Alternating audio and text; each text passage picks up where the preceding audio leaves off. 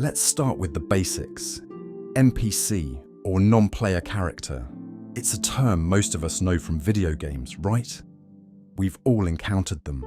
The characters who fill the game's world but don't directly drive the story. They're there to give us a quest, sell us an item, or maybe just walk around in a repetitive pattern. They're predictable, pre-programmed, and never step outside of their defined roles. They don't have the autonomy or consciousness to deviate from their paths. Now imagine that concept being applied to real life. You've probably heard someone say it, maybe as a joke, maybe not. That guy's such an NPC. It sounds dismissive, right? Like they're saying this person is just going through the motions, not really living. And it raises a question. Are there people out there who are essentially acting like NPCs in their lives? Or is this term just an oversimplified, maybe even harmful way of looking at others? That's the question we're going to explore today. Are there real-life NPCs? Or is this just another term that's misunderstood and misused? Let's dive in. In the beginning, NPC was more of a meme. Social media platforms, especially Twitter, were where it gained traction. People began using it as a way to describe those they felt were too conformist, too predictable, or too robotic in their behaviors. You know, the kind of people who seem to say and do the same things everyone else is doing without much thought behind it. It was catchy, easy to understand, and honestly, it was funny. But as with many memes, its meaning started to shift, sometimes in ways that aren't so harmless. It began to be used as a way to label people as mindless or unaware, almost like accusing someone of not having their own consciousness. And that's where things start to get interesting and problematic. Now, let's pause and ask ourselves, can we really categorize people as NPCs? Is it even fair to do that? From a psychological perspective, humans are, by nature, creatures of habit. We all have moments where we operate on autopilot. Think about the times you've driven home and suddenly realized you can't remember any part of the drive. Does that make you an NPC? Probably not. It just means that, as humans, we sometimes rely on routines to get through the day. Our brains are wired to conserve energy by automating repetitive tasks. It's not that we're not thinking, it's that we don't always need to think actively about everything. But what happens when we take that idea and start applying it to people's personalities? When we say someone is an NPC, we're implying they don't have much agency or autonomy. It's like saying they're living someone else's script, following the crowd without a second thought. That's a pretty heavy accusation, if you think about it. It assumes we can know what's going on inside someone's head, and that's something we can never fully know. From a sociological perspective, things get even more complex. Society has always pushed people toward conformity. From the moment we're born, we're socialized to fit into certain roles, follow certain rules, and act in ways that are deemed acceptable. There's this invisible pressure to be normal, to do what's expected, and not to stand out too much. And while some people are comfortable in that space, others might find it suffocating. Does that mean the ones who conform more easily are NPCs? Or are they just playing a different game than the rest of us? At this point, we have to confront the reality that calling someone an NPC can be, frankly, a little dehumanizing. When we label people like that, we reduce them to something less than human, less complex, less individual, less alive. It's a label that doesn't leave much room for growth or understanding. Think about it this way. When you call someone an NPC, what are you really saying? Are you making an observation about their behavior, or are you projecting something onto them? Could it be that this label says more about the person using it than the person it's being used against? I believe that the term is often a shortcut for dealing with frustration.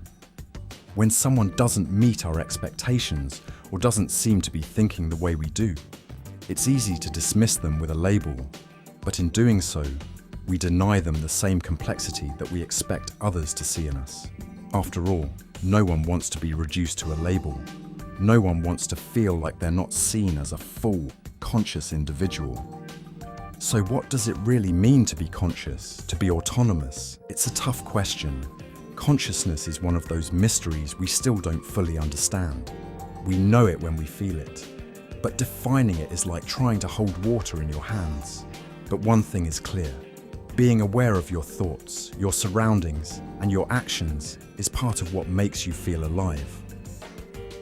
Autonomy, the ability to make choices, to decide how to live your life, is another part. Some people are deeply introspective, always questioning their choices, always aware of what's happening inside them and around them. Others, maybe not so much. But does that mean the less introspective people are NPCs? Or are they just operating at a different level of awareness at that moment? Maybe there's a spectrum here. On one end, you have people who are deeply conscious and autonomous in every action they take. On the other, you have moments where we're all on autopilot. Maybe the difference between being an NPC and being fully alive is simply a matter of where you fall on that spectrum at any given time. Now, let's consider the world we live in today. It's a world driven by technology, automation, and algorithms. Everywhere we go, we're faced with screens, notifications, and endless distractions. It's almost like modern life is designed to turn us into NPCs. Think about it. The more we rely on technology to make decisions for us, the more we fall into predictable patterns. We scroll through the same social media feeds, react to the same news, and buy the same products suggested by algorithms. Are we really making these choices?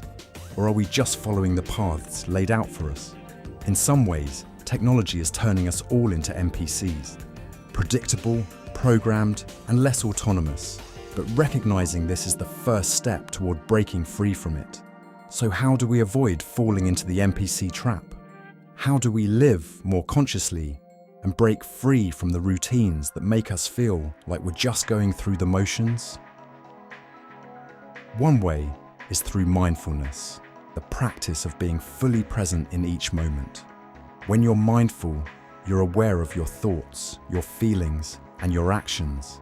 You're not just reacting, you're choosing how to respond. This kind of awareness can break the cycle of unconscious automatic behavior. Another way is through self-reflection. Take the time to question your choices. Are you doing what you truly want? Or are you just following the path laid out for you by others? Reflecting on your actions, your goals, and your values can help you regain your sense of autonomy and purpose. In the end, do real-life NPCs exist? Maybe, but not in the way we think. We all have moments when we feel disconnected, when we go through the motions without thinking. But that doesn't mean we're not capable of more. The term NPC might be catchy, but it oversimplifies the complexity of human life. Every person has depth, experiences, and inner struggles that we might not see on the surface. Instead of labeling others as NPCs, maybe we should look for the ways in which they're trying to navigate their own paths.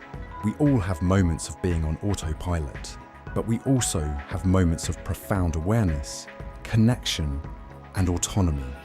In the end, maybe the question isn't whether NPCs exist, but whether we're living consciously enough to recognize the humanity in ourselves and others.